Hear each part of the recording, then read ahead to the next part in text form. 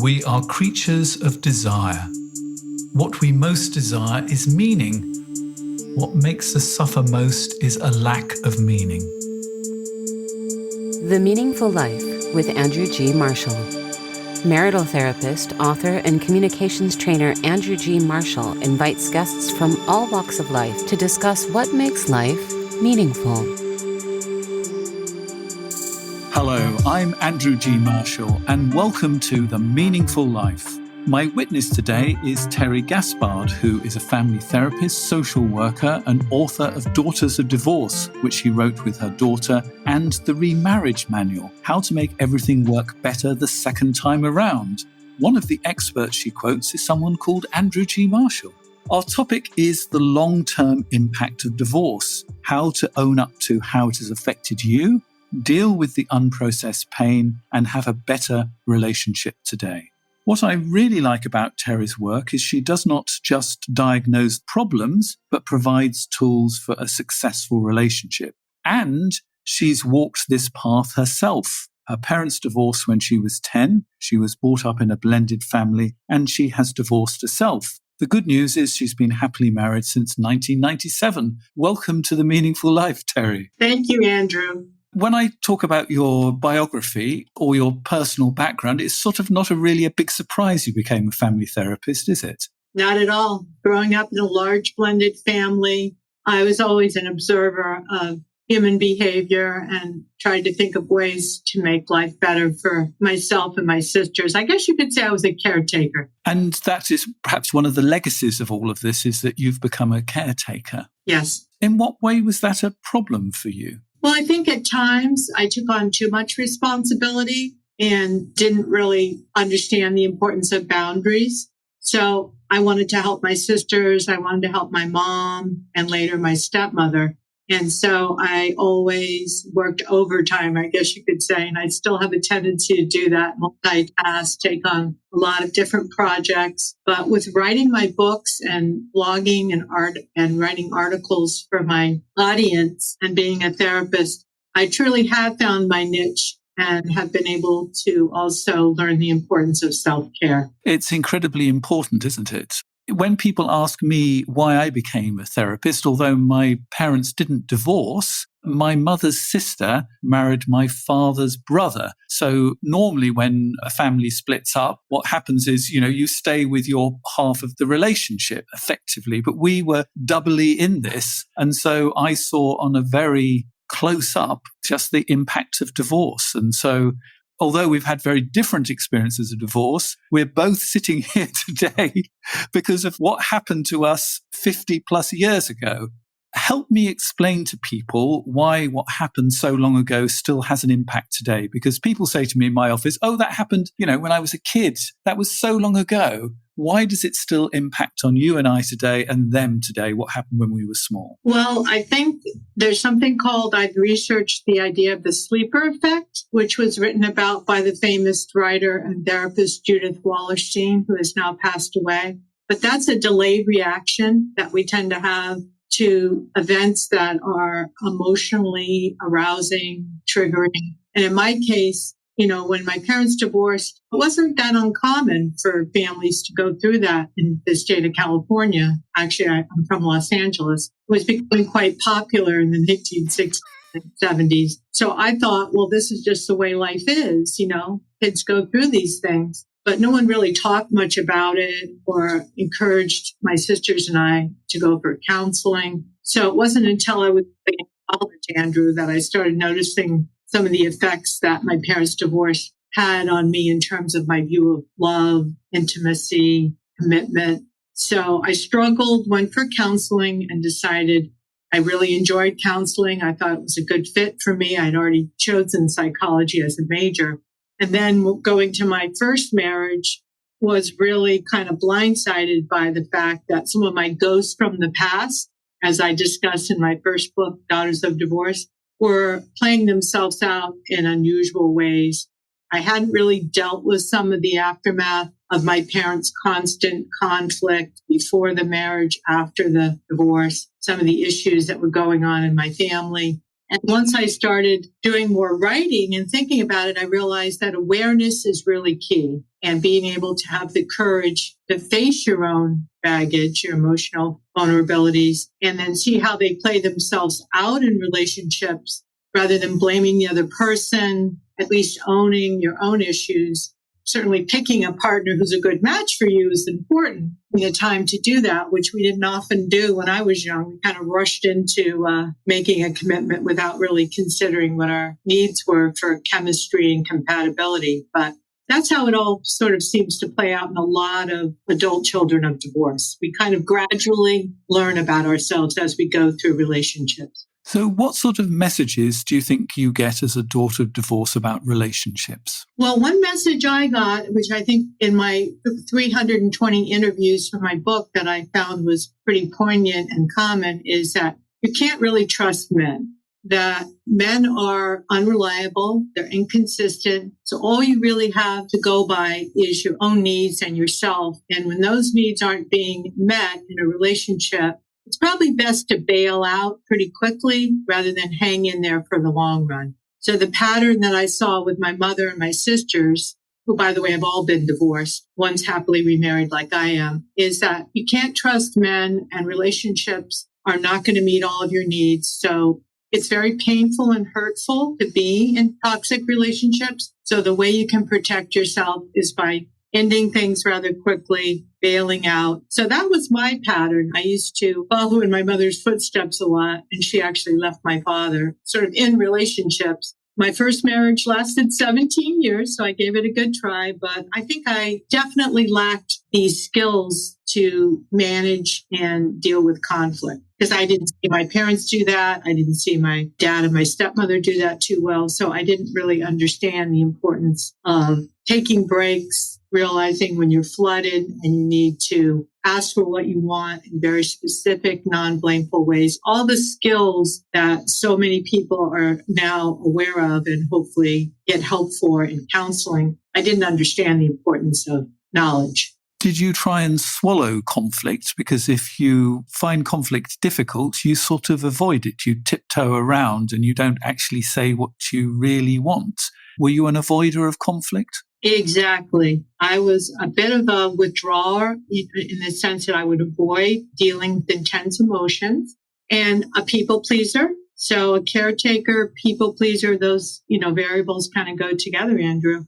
And so what happens when you sweep things under the rug a lot, as you know, is that those issues cause resentment. So before you know it, you're not happy. You criticize, find fault with your partner, and life becomes more of a struggle. And so what I've learned and been able to teach my clients and people that I reach in my articles and books is become more aware that conflict isn't a bad thing. Conflict is how we learn. Conflict is good for us. I mean, my most successful book is I Love You, But I'm Not in Love with You. And there is only one message that I'm trying to get over to people in this book, which is it's okay to argue. In fact, actually, it can be a sign of love that you actually trust somebody enough to have an argument with them. And I sort of give this message over and over again. And it's amazing how many people actually completely miss that because they don't want to hear that. And they think the way to get back in love again is to do nice things to each other, which doesn't harm. But if you're not actually able to get the conflict out, you're not able to actually find out what the real problems are. You're not able to stop suppressing all your feelings. Conflict is the most important thing for relationships. And if you haven't learned anything about conflict, you really do have a big problem. So give me your 3 top tips on dealing with conflict. Well, the first one is realizing that not all conflict is going to be resolved. So just accept that fact, but that the first step is to try to get in touch with your own needs, your own feelings, and some of your cognitive distortions that you have, like taking things personally or catastrophizing, that kind of thing. Put your needs out there next in a very specific way. So rather than throwing in the kitchen sink and, stockpiling all these resentments, state very simply using I messages. I would really appreciate it if you text me and let me know when you're running more than a half an hour late so I wouldn't worry. That triggers my own fears and anxieties. So when you make a specific request, you put it out there in a non-blameful way, you're much more likely, hopefully, to get the kind of response you're looking for. And then spend more time listening to your partner than talking. Oh, that's a good one. We're also worried about getting our point across. I love that message on the internet, which I see often, which is, are you more interested in being right, or are you interested in being happy? I think I would add a tip to that is actually summarize back what you heard, because it's very easy to sort of put it through your own sieve. And they say, I did phone you, and you hear, I never phoned you. And suddenly you're going down a rabbit hole when actually it's really good to check back what you've heard, because if your partner feels heard, their stress levels are going to come down. And actually slowing down the communication really helps. But unfortunately, because we are frightened and we're anxious, we want to get over and done with as quickly as possible. And what does that do, Terry? Leads to an escalation of conflict. Taking those deep breaths, one of my other points to add to the wonderful points you said is acknowledge the fact that if you're feeling flooded, you may not be able to finish the discussion right then. It's perfectly fine. In fact, really, really a great thing to be able to say, I'm not in the best state of mind right now, but can we talk again over dinner, or can we finish this conversation tomorrow? As long as you don't let it go for more than 2 to 3 days, I think you'll be in pretty good shape. But for instance, if you had a recent death in the family, or one of your kids is sick, or you're dealing with your own stress, you are wise to acknowledge that and say, I hear what you're saying. It's important that we talk about this, but this just isn't a good time for me. I think I love your phrase, I'm feeling flooded, because I think we can all relate to that. I don't feel, when you say I'm feeling flooded, that I've flooded you. I feel I understand where you are. And, when you're flooded, you've got to bail out. So you haven't got any time to listen to me. But maybe once you've bailed out, we can actually talk about this. So I love that phrase, I'm flooded. What was it like actually researching this book with your daughter? Well, it was fascinating because she was going through some struggles in her own relationships in her early 20s. And it really started over a cup of coffee, where we started sort of going through my divorce and the effect on her, and how she really was able to identify trust issues, fear of commitment, some self-esteem issues that she was going through. And so we outlined the chapters for the book during several conversations. And then we decided to interview other women, college students primarily, my own students at a community college, to figure out, were these trends, were these, variables common among daughters of divorce? And it was a fascinating journey that took us about 4 years of face-to-face interviews of these women, where we were able to categorize some of their main themes into the topics that we have for the chapters in the book. And then I was able to actually have a conversation with Judith Wallerstein, and she was the only divorce researcher that had ever spoken about daughters of divorce having unique characteristics. And she strongly supported my research. My research was also based on some valid and reliable research I had done in the 1990s, and it had been published in the Journal of Divorce and Remarriage, which showed distinct differences between men and women raised in divorced families. So there was enough evidence for me to get the book published. My following still is really huge. I still do a lot of coaching for daughters of divorce, and a lot of them come with their partners, and we do video sessions. So it's fascinating that girls have often misunderstood the effect that their parents' divorce has on them. They tend to blame themselves. They tend to take it personally and often repeat the pattern. While all children of divorce in adulthood have twice or double the risk of divorce themselves compared to adults raised in intact homes, daughters of divorce are even more at risk because of some of the behavior patterns they observed primarily from their mother, like I spoke about with my own situation. And they tend to identify with their mother. And if they marry young or don't know themselves very well, they're actually repeating the legacy of divorce in their own life. And it's quite interesting to hear their stories when you interview them and to see how it plays itself out. The Judith Wallerstein books are really excellent. It's all about the long-term impact of divorce. I think it was in the 60s or the 70s she started following people, and I think did 25 or 30 years of research into the same people. There's a whole series of books. We'll put the details of those in the show notes of this, obviously, along with Terry's, also her book on this subject. What do you think is the difference then? So the girls feel very responsible. What is the impact on the boys? Well, divorce definitely impacts all children to a certain degree, depending on their resources and their stress. The famous researcher Paul Amato, who's Australian, actually is one of the most prolific writers in addition to Judith Wallerstein. And my study was based on his original study, which is about the resources and stressors model. So my study, which was called Towards a Resources and Stressors Model, the Psychological Adjustment of Adult Children of Divorce, basically found that boys have a way of being able to put the divorce behind them after the first couple of years, usually. They don't have a tendency to take on so much of the baggage of their parents. They're not quite as much at risk for repeating the past. Certainly validating their feelings, their sense of loss, and trying to have them come up with a good custody schedule with both parents. Access to both parents is crucial for boys and girls. But for the daughter of divorce, because of the identification with the mother and the tendency that girls have to put more emphasis on being connected to others in relationships and looking for more emotional support, we do tend to take it a little more to heart and often, as you said earlier, don't really reach out, don't discuss it, kind of act like everything's going fine due to that sleeper effect. So some of our issues remain hidden and surface as we get into early adulthood.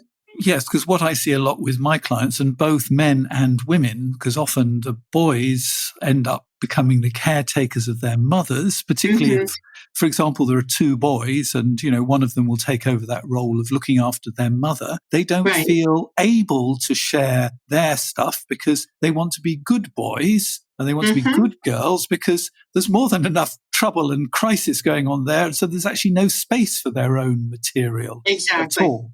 So it happens for boys and girls in some cases, but it's just a little more, it's more common for the daughter to feel that sense of being burdened. Many families, including my own, there's more emphasis on the girl kind of taking care of the mother. Certainly if your parents are well adjusted and your role models were that they got through the divorce healthier, they had good coping skills, you're not going to be as negatively impacted by it. Also, finances, feeling actually secure certainly helps. Did you hear any uncomfortable truths from your daughter through writing this book? She asked me a lot of questions, and she actually wanted to know why we gave up after 16 and a half years, because she thought maybe there was a chance that we could have worked things out. That reconciliation fantasy that children of divorce have is one that stays with a lot of children of divorce for many, many years. So we kind of put that one to rest. And I said that we had been to counseling, which I recommend for all couples considering divorce. And I said that some people, I believe, are happier living apart than together. I explained that we had given it a good try. Fortunately, she has a good relationship with her father and with me and with her stepmother and stepfather, which was another variable I found out with my research, Andrew. Step-parents can be a source of support if it's handled right. And so that's why I wrote my second book on the remarriage manual. So we visited all those issues. We talked about her step-parents. We talked about her own journey. She learned so much from doing the interviews with me and writing blogs that I believe it's really been a beneficial experience for her. It seems like this needs quite a lot of conversations with your children, that the temptation is to have the conversation when you tell them, and then after that you ask, how are they? And it sort of takes quite a long conversation to get down to this material. Am I hearing that correct? Yes. It's not just one conversation. It's being tuned into the fact that there are, throughout our lifespan, there are so many different situations that come up. birthdays, graduations, weddings that will trigger sometimes feelings of loss, the loss of the family that you thought you had, two parents together raising kids.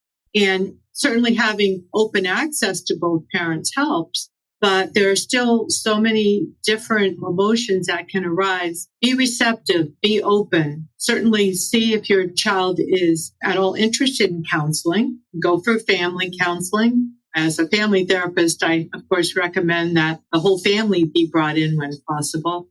And just be tuned into the fact that especially some younger children, of course, develop separation anxiety when they're taken from one of their parents at a young age, put in another home, moved around a lot. And that can create some residual effects. So basically keep an open mind and try not to take it personally when your kids bring up negative emotions about your divorce. Because if they know that you're open to listening and validating their feelings, it's only going to strengthen your relationship. So how did you not get into that place when your daughter was saying all of the things where you got defensive? Even if you're a therapist, that's blooming difficult to do. People think that we've got it down off pat, but here's a little confession. We're human beings too. We mess up too. So how did you stop yourself from going to that place of, I did my best, don't torture me with all of this stuff? Well, I realized that although I had done my best, I pretty much rushed into my second marriage because of my age and my desire to get remarried and many other factors. So I clearly apologize for the fact that even though it's been a good marriage, we're happily married after 23 years, that did bother my daughter because she felt like she didn't have enough time alone with me. So I made a commitment to her when she was in her early 20s to always make time for those long walks. We still go pretty much most weekends for a 2 to 3 mile walk and, apologize for my part in her distress. I just did my best to listen and realize that, while I had never had that opportunity to have that conversation with my own mother, it was really important for her to deal with those negative emotions. And listening to the other women and their stories really helped too, because she realized she wasn't alone. And I realized I wasn't alone as a mother, and trying your best not to get defensive is really key. And it's very easy to suddenly go into that, I'm the worst mother in the world defense. So I love those 2 tips. Number 1, apologize. It makes a huge difference. If you apologize to your children, you would be amazed at the impact it has. I get this over and over again. And clients say to me, oh, yeah, sure. Of course I apologize. No problems. And they always come back just completely, utterly shocked of how much impact that has for their children. It's okay to say that parents mess up. Yeah. And I like the second thing is, what can I do to make it better? The fact that you make extra time for your daughter is just absolutely wonderful. So, that really shows you've listened, doesn't it? So I think those are 2 brilliant tips. If somebody listening to this is unfortunately going through a divorce, what advice would you give to them? Well, I would say self-care is really key. Getting counseling for yourself. And if you have an online support group, because now a lot of people aren't meeting in person, try to connect with other people, blogging, reading a lot of books to better understand the impact of your divorce on you and your family. And take responsibility for your part in it. Like in my case, I was young. I really didn't understand myself well enough to pick a partner who was a good match for me. And don't badmouth or blame your ex as much. Certainly, sometimes there are abusive situations, which are obviously very detrimental and harmful. But in a lot of cases, try to not see your divorce as a failure, but see it as the opportunity to learn about relationships and what makes them work. So having that view, okay, this didn't work. We're better off living apart, usually because of too much conflict, misunderstandings, too much resentment that's swept under the rug, as I said earlier. But how can we move forward and have hopefully a healthy relationship as a divorced family? I strongly believe, as Constance Ahrens, the famous researcher, said, we are all one family. We can be a new kind of family after divorce. And that requires us to step back, own our own responsibility, place less blame on our ex, and focus on what's in the best interest of our children. If we have children, which a lot of couples do, and what's in their best interest is for us to have a healthy lifestyle, exercise, good nutrition, social support, counseling, and, not looking back too much, understand why the divorce happened, but try to come up with some steps to move forward and have stronger relationships with other adults, pick a partner who's a better match for you, and focus on the needs of your kids, which I still spend a lot of time with my adult children and I enjoy it. When you come to picking another partner, the temptation is, after the pain, to try and get back up on the horse and start riding again. What do you think of that plan? Well, rebound relationships are a much higher risk for failure. Most people do want to find solace and sexual intimacy and emotional connection after divorce. And I think that's pretty normal. I would say if you're going to date right after a divorce, and I certainly did that, to try to keep the dating away from your kids and not introduce any of your partners to your children within, the first several months of dating until you're pretty sure that that person's going to be a keeper. And have fun with dating. Look for someone who you have chemistry and emotional, sexual, intellectual compatibility with. Try to give it time if you can. Most people do get remarried the first 4 years after their divorce. So, it's human nature to want to recouple and form a new bond. So it doesn't have to be bad, but take your time and really assess what are your values? What do you want out of life? So you're not rushing into another committed relationship or marriage, which is doomed to failure because the divorce rate for second and third marriages is much higher than first marriages, which is why I wrote my second book, The Remarriage Manual. And we're going to talk about that in a moment. But I suppose I want to add my 3 penneth worth to that it's a very easy temptation to say, oh, I married the strong, silent type. I'm now going to go for somebody who's the complete opposite of that. And they're going to talk all the time to the point that, I end up becoming the strong, silent one. And we sort of think that that's different, but actually going for the opposite is just playing the same game, but taking a different role in it. When you look back, as I often have done, with people over a whole series of relationships, and they often go between, for example, having no chemistry with somebody, and then they have somebody they've got huge amount of chemistry, but they burn each other up. Then they go back to no chemistry, and then they go over to, and it's very easy to go for the opposite of what you've had, but you end up in the same game, but just playing it from a different point of view.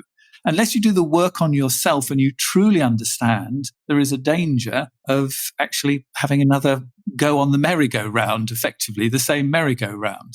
How did you find a different merry-go-round to go on to? Well, I definitely was looking for a partner who I had more in common with and what Dr. John Gottman calls shared meaning. Tell me about shared meaning. Shared meaning and purpose. What is your vision for your life in the future? For instance, I really value spending time outside, the environment. A lot of my hobbies are things like kayaking, hiking, biking. And my ex-husband and I had completely different interests. So I found that most weekends I was either by myself or with my children without my former husband. Also, counseling and obviously supporting people through therapeutic means and working on your own issues is very important to me. And so family time, understanding yourself, outdoor activities, those are some things that were important to me. So looking for a partner who shared at least most of those interests. I was lucky enough to find someone who I have a lot in common with and I have good chemistry with. But it takes time sometimes, and rushing into it isn't helpful, but just really determining what your deal breakers are. Like, what are some things that are really crucial for you in addition to everything that I spoke about? For myself, being a daughter of divorce, I value someone who's reliable, consistent, loyal, someone who I can count on. And I found that quality as well in my husband. So I'm very lucky with that. He's a person that is trustworthy. He's going to do what he says he's going to do. So we have a lot in common. He believes in therapy. We've been through counseling ourselves as a couple, which I strongly recommend. What's it like being a couples counselor and then going with your partner? Excellent. We had many experiences where he didn't feel that comfortable with people that we signed up for counseling with, but we found someone about 5 years ago who's a good match for us. She actually has a lot of experience with blended families, so that's good. We go once a month now for a tune-up, we call it, just to make sure that things are going to continue to go smoothly. It's been great because it helps us to work on some of the conflict resolution skills, which we sometimes get a little bit invested in. I'm right. I want to prove my point a little too much. And financial issues, different dreams we have for our future may differ a little bit. So it's overall been a really valuable experience.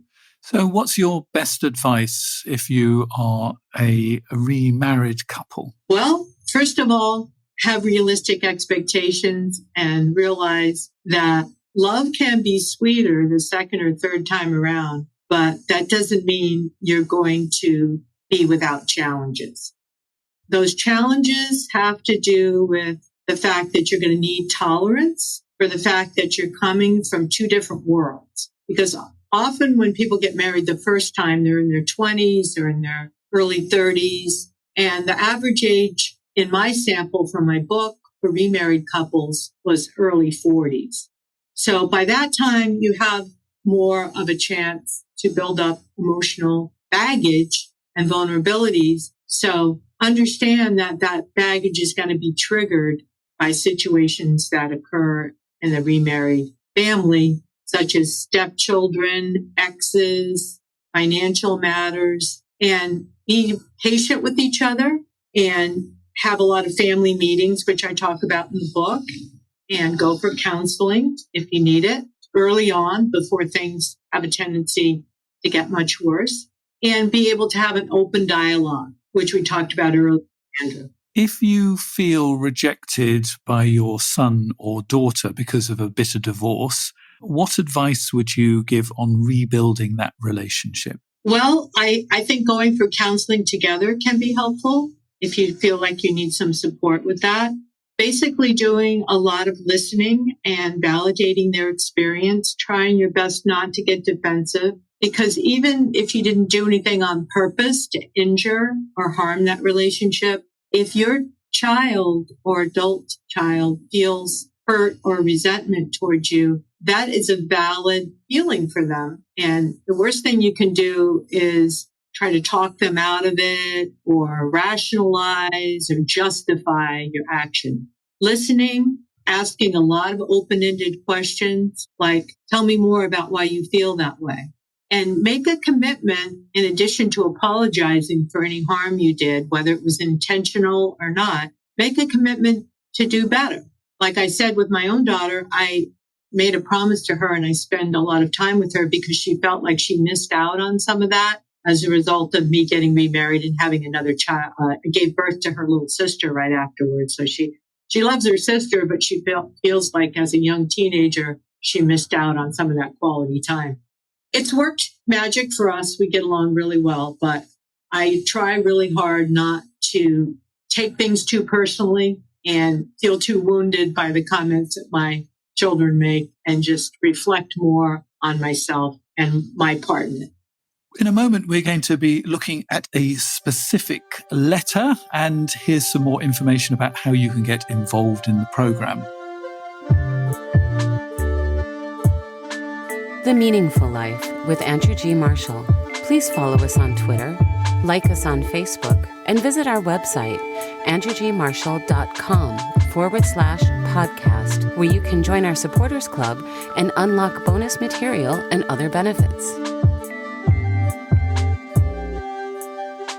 I do hope that you're going to become a supporter of the Meaningful Life program. At some of the higher levels of support, you can join our Heart Circle, where we're going to be explaining how to speak from the heart and how to listen from the heart. And those are two incredibly powerful skills. One of the other benefits is you can write a letter into us, and thank you for this letter. My husband recently had a mental nervous breakdown after 13 years of marriage. He ran around flirting with everyone, we argued constantly, and he acted like a wild teenage boy. We moved house and he quickly returned back to 36 years old, and I assumed it was some itch or midlife crisis. I never thought he would ever have cheated on me. Now I find out that he had an affair, but he claims he doesn't know any of her info, not even her last name. I feel as long as he's protecting her, we can't go forward in repairing the marriage. Am I wrong? I'm upset that he knows my brother died of AIDS and I'm a healthcare worker, and now I have to get STD tested for AIDS, Hep C, etc. Now he's having intermittent explosive psychosis from guilt of the affair and hearing voices, high-pitched frequency, and still protecting her. I was raised that families stick together, and we have a 6-year-old daughter. He says he's trying to be honest to heal the relationship, but if you don't put it out all on the table, how do you heal? Let me mention he contacted her twice after he promised he wouldn't. So, Terry, your thoughts on this letter? Well, I understand the pain that the writer is going through, and it's really important that she protect her daughter from some of her anguish that she's going through. She certainly can tell her daughter, Mom and Dad are going through a tough time, but try her best not to share too much with the daughter who's very young and very impressionable. I feel that really the only way to heal from infidelity is that the person who has betrayed their partner has to stop doing the behaviors that cause the person to feel betrayed. In other words, they have to stop the affair. Yes. They have to stop the affair, and they have to stop contacting the other person, take responsibility for their actions, and actively work on repairing the damage done.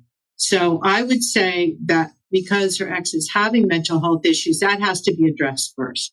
I would recommend therapeutic help for that, because that sounds pretty severe. And then if her husband is interested in repairing the relationship, they really should engage in couples counseling, and he make the commitment to stop the affair and take responsibility for his harmful actions before they're going to be able to move on. Yeah, and I think that this person is crying out for help herself. And I think that it's very tempting when somebody is having a nervous breakdown and is running around acting out and everything to have all your attention on that person, particularly, if they're having this explosive psychosis. And so all your action is trying to sort out this other person, and you can't sort anybody else out. You've actually got to look after yourself, and you've actually got to understand all of the stuff that's going on inside you. When you're on a little bit of a more even keel and you're feeling that your world isn't spinning round and round, it might be helpful to look at some of the messages that you've been given. Because what do you think of this phrase that families stick together? I think that it depends. I don't think divorce is easy, but it is necessary in some cases. And there's no evidence from any of the large studies, including mine, that getting a divorce has worse outcomes than staying together in a really unhappy or mistrustful relationship. So if you have high conflict or infidelity, or your children are going to be harmed by you staying together as a couple, in many cases, divorce is a better choice. So we have to examine these messages that we've been given and say that they're not, in many cases, based on facts. They're based on the mythology that we all have that couples should never separate. And that's certainly not true. And I think it's really useful to examine the family mythology. Where do these myths come from? This idea that families stick together. I think it would be very good with your therapist to spend a couple of weeks actually saying, well, how many people in the family followed this? Where did this actually come from? That actually, when you begin to unpack it, you'll discover it's an incredibly more complicated thing than this. Yeah. And you'll see who followed it, who didn't follow it, why the myth came up. And you can begin to put together something that's actually right for you rather than being handed down through the generations. Because families stick together might have been true for your great-grandmother, but it might not be quite so relevant for you. And it is really useful to spend some time unpicking that. And what I'm very concerned about here is because there's so much drama that everybody's trying to feel better today, and that actually is making everything worse. And actually just trying to slow this all down, look after yourself. And I think when you're in a better place, I think your husband will hopefully also have reached a better place because he's going to be getting his help too. And then you can begin to look at, what are we going to do next? But at the moment, the world is spinning, and the only part of the world we can stop spinning is our own part of it. I think you need to think over and over again, what can I do to make myself feel better today? And that might be going off and having a massage. It might be going off and having a walk in the park. It might just be shutting the door, putting headphones on and having a very long bath. But you've really got to look after yourself. Find a friend who will take your daughter for a couple of hours so that you just have some time to recover because you've been through a terrible shock and you really do have to look after yourself.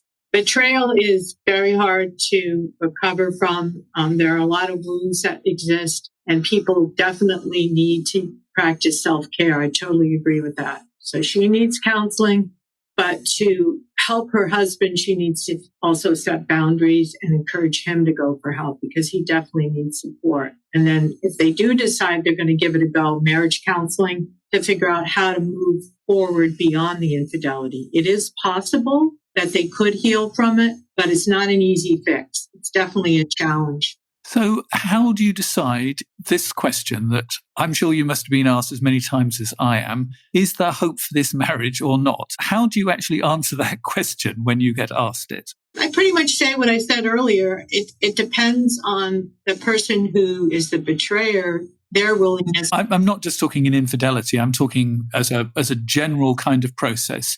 Because, every couple, I think, reaches that point sometimes when they say to themselves, is there hope? Can this marriage be saved? Let's look at it in the big picture. In the big picture. How do we know? Because infidelity is a whole specialist section. Let's just look at the big picture. Can this marriage be saved?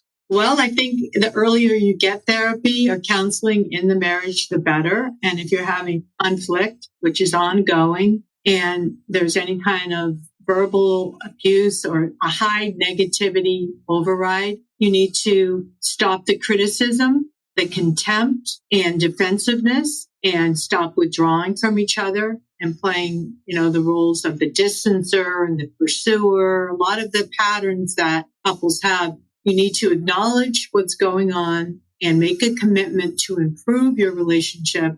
I don't think you will know that right away. I do believe that you should try marriage counseling for at least 3 to 4 months to see if there's hope of reducing the negativity and improving the positive quality of your relationship.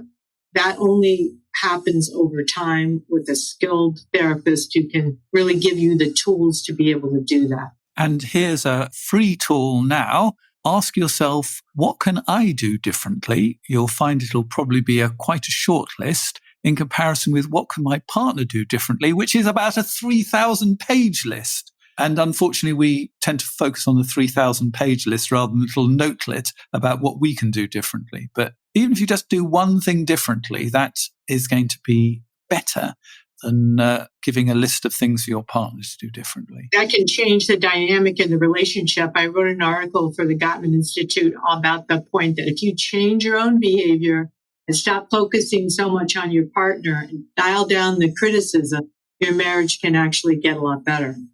Thank you for being my witness today on The Meaningful Life. And we now need to turn to you. What makes your life meaningful? I really enjoy the relationships that I have with my friends. I have several close friends that I enjoy spending time with, my family, my children, my husband. I particularly enjoy spending time outdoors with kayaking, hiking. I'm going skiing soon. and reflecting with books about poetry and fiction and nonfiction really bring me joy. There's nothing like a Friday night movie or a good sort of media event to spark my interest. So a variety of different activities, but starting with self-care. I try to exercise every day and take time to really, be good to myself. It's terribly important to feed yourself. And I'm not just talking about food. I can see your eyes light up and your voice gets more animated when you talk about kayaking. I can tell that is something that you really enjoy, that outside stuff. And unfortunately, when we're stressed, what's the first thing we give up? Things we like. And we just double down and do more of the things we don't like. Not a recipe for a happy life or a meaningful life, really, is it? Good point. Terry, thank you very much for being with me today. This has been fabulous to have a chance to talk face-to-face like this. The things we've been talking about will be on the show notes. The conversation, though, doesn't end here if you are a member of our supporters circle, because I'm going to share with Terry what I've learned today that I'm going to take away, and actually I'm going to start feeding to my clients, which she's going to talk to me about what she's got out of this conversation. And I'm going to ask her the 3 things that she knows to be true deep down. If you'd like to hear that conversation, here are some details. But Terry, thank you very much for now. Thank you so much for having me on your show, Andrew. You've been listening to The Meaningful Life with Andrew G. Marshall. You can follow Andrew on Twitter, like him on Facebook, and please leave a review wherever you consume your podcasts. Making, editing, and distributing The Meaningful Life comes with substantial costs, and we'd like to ask for your help. Visit our website, andrewgmarshall.com/podcast, where you can join our supporters club and unlock bonus material for every program, send in a letter to be discussed by Andrew and his guests, and join a community of other people seeking to make their life meaningful. At the gold level, you get even more benefits. Production of The Meaningful Life with Andrew G. Marshall is by Michael Dooney. Social media by Madeleine Healy. Sound engineering and theme tune by Sebastian de la Luz Mendoza. And I'm Susie Colick. Please tell your friends and spread the word. Thank you.